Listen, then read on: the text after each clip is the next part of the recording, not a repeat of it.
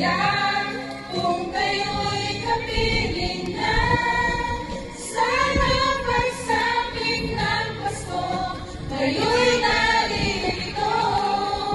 Kahit na malayo ka, kahit nasaan ka pa, may ligayang bati para sa inyo sa araw ng Pasko.